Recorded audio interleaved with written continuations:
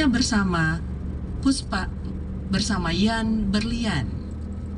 Wali Kota Bengkulu Dedi Wahyudi mengajak seluruh masyarakat untuk menyukseskan Festival Botoy-Botoy yang akan digelar pemerintah Kota Bengkulu pada Minggu besok. Festival ini menjadi agenda budaya tahunan yang diharapkan mampu memperkuat identitas dan kebanggaan masyarakat Bengkulu. Dedi menegaskan Festival Botoy-Botoy merupakan festival khas Bengkulu yang menampilkan kekayaan tradisi dan budaya daerah.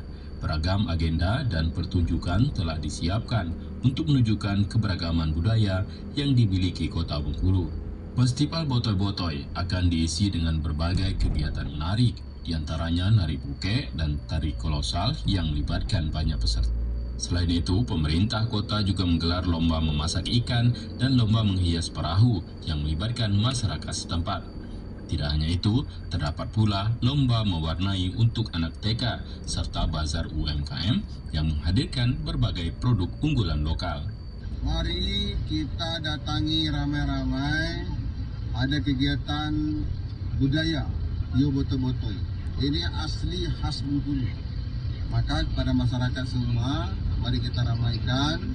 Ini event, insyaallah kita adakan agenda rutin pariwisata, dan kita semua berilah tuan rumah yang baik. Dedi menjelaskan melalui kegiatan ini ia berharap dapat mendorong perputaran ekonomi masyarakat, khususnya pelaku UMKM, sekaligus memberikan hiburan yang edukatif kepada masyarakat. Yan Berlian, RRI Bengkulu melaporkan. Kita beralih ke berita selanjutnya. Dinas Pendidikan dan Kebudayaan Kabupaten Kaur melaksanakan perekrutan untuk pembimbing SMP Negeri 35 berasrama Boarding School Kaur. Seleksi ini demi memaksimalkan pembimbingan bagi para siswa saat berada di asrama. Pada seleksi pembimbing diikuti kurang lebih 35 peserta, baik laki-laki maupun perempuan, dengan mengikuti tahapan tes tertulis dan wawancara. Dari hasil ini nantilah yang akan dipilih siapa yang terbaik dan layak untuk menjadi seorang pembimbing asrama bagi para siswa.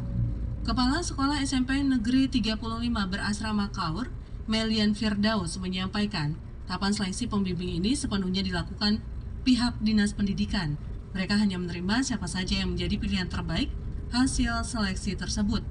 Mudah-mudahan yang ditempuh Dinas Pendidikan ini bisa memperbaiki kinerja para pembimbing untuk kualitas pendidikan berasrama yang lebih baik. Ditambahkan Melian, tidak mudah untuk menjadi seorang pembimbing karena mereka lah nanti yang akan bertugas bertanggung jawab mengawasi para siswa ketika proses belajar mengajar di sekolah selesai. Untuk itu butuh orang-orang berdedikasi tinggi untuk memberikan pendidikan di asrama. Mudah-mudahan hasil dari seleksi ini nanti didapatkan orang yang tepat menjadi seorang pembimbing, karena menurutnya dari asrama lah nanti akan terbentuk karakter-karakter para siswa yang baik, agamis, dan bertanggung jawab. Kita beralih ke berita selanjutnya. Pemerintah Kabupaten Kaur melalui Basnas Kabupaten Kaur bekerjasama dengan Dinas Kesehatan menggelar kegiatan layanan sosial dan kesehatan gratis di SMP Negeri 35 berasrama Kaur. Kegiatan tersebut menyasar 214 siswa sebagai penerima manfaat utama. Dalam kegiatan tersebut, para siswa mendapatkan layanan pemeriksaan kesehatan umum, konsultasi medis secara gratis sebagai bagian dari upaya deteksi dini kondisi kesehatan, serta dukungan terhadap proses belajar di sekolah yang berasrama. Selain pelayanan kesehatan, para siswa juga menerima susu sebagai tambahan asupan gizi. Tidak hanya itu, Basnas turut melakukan perbaikan sarana sanitasi di 5 titik di lingkungan sekolah guna menciptakan lingkungan yang bersih, sehat, dan mendukung kesehatan siswa secara berkelanjutan. Wakil Bupati Kaur Abdul Hamid mengapresiasi sinergi antara Basnas dan Dinas Kesehatan yang telah menghadirkan pelayanan publik secara langsung di lingkungan pendidikan. Ia menambahkan bahwa pelayanan kesehatan harus bersifat proaktif dan juga menjangkau langsung masyarakat yang membutuhkan. Pemerintah tidak boleh menunggu, namun harus hadir langsung, terutama di sekolah-sekolah dan wilayah yang membutuhkan perhatian lebih.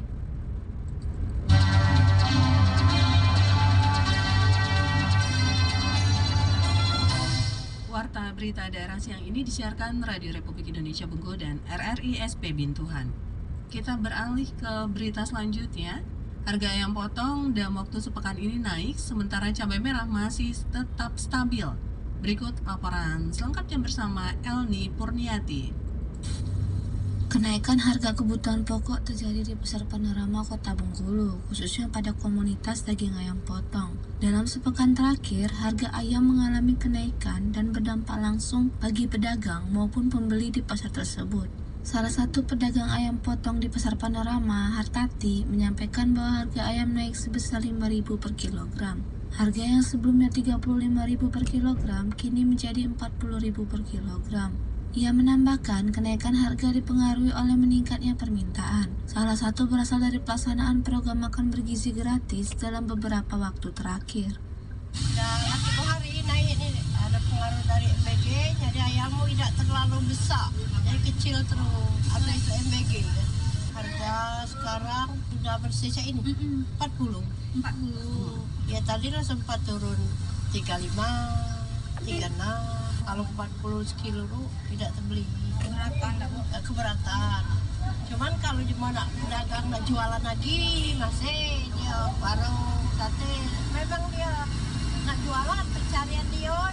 Sementara itu, berbeda dengan harga ayam, salah satu pedagang cabai, Henry, mengatakan harga cabai di Pasar Panorama terpantau masih stabil. Harga cabai merah berkualitas rendah berkisaran 30.000 hingga 35.000 per kilogram, sedangkan kualitas bagus mencapai 45.000 hingga 50.000 per kilogram. Henry juga menyebutkan fluktuasi harga cabai dipengaruhi oleh pasokan yang datang dari luar daerah Bengkulu. Ya, kualitas beda. Mungkin bisa 30, 35, yang bagusnya 45, 50, naik turun lah. Memang kalau untuk Bengkulu ini memang tidak stabil lagi cabai. Kadang ada cabai lokal lagi mahal, masuk cabai luar anjlok. Ya sebenarnya tidak juga lah. Ya kalau kenaikan itu kan bila di atas lebih dari 50, 70, 80 itu kenaikan berubah harga lah. Kalau masih di bawah 50 stabil lah kan. Kenaikan harga ayam membuat masyarakat harus lebih bijak dalam mengatur belanjaan harian mereka. Sementara itu, stabilnya harga cabai sedikit menjadi angin segar bagi pembeli di Pasar Panorama. Elni Purniati, RRI Bengkulu melaporkan. Kita beralih ke berita selanjutnya. Instrumen investasi saat ini tidak lagi terbatas pada saham, obligasi, dan properti. Di tengah perkembangan teknologi digital, generasi muda khususnya generasi Z yang terdiri dari mahasiswa hingga pekerja swasta mulai melirik emas digital sebagai salah satu pilihan investasi yang dinilai aman dan juga praktis. Tren ini menunjukkan perubahan pola investasi anak muda yang kini lebih adaptif terhadap kemudahan akses dan fleksibilitas transaksi. Humas dan Protokoler PT Pegadaian Kanwil 3 Sumbaksel, Afrio Gunawan, mengatakan kenaikan harga emas dunia memberikan dampak signifikan terhadap terhadap aktivitas transaksi pegadaian di wilayah Bengkulu, baik pegadaian syariah maupun konvensional. Ia menyebutkan peningkatan paling menonjol terlihat dari aktivitas tabungan emas yang didominasi oleh nasabah generasi Z, dan ini menandakan semakin tingginya kesadaran investasi di kalangan anak muda. Menurut Afrio, tingginya minat generasi Z ini tidak terlepas dari kemudahan dalam pembelian emas di pegadaian. Selain dapat membeli secara tunai, masyarakat juga diberikan fasilitas cicilan emas sehingga kepemilikan emas menjadi lebih terjangkau.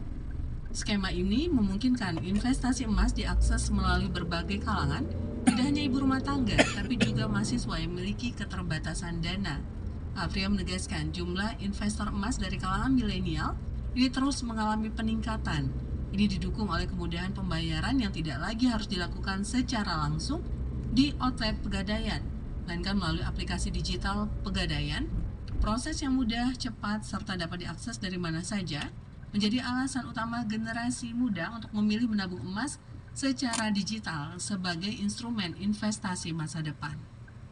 Pada tahun ini, Badan Amil Zakat Nasional Kabupaten Kaur menargetkan zakat mal yang dihimpun dari para aparatur sipil negara dan juga para penyedekah sebanyak 2,5 miliar rupiah.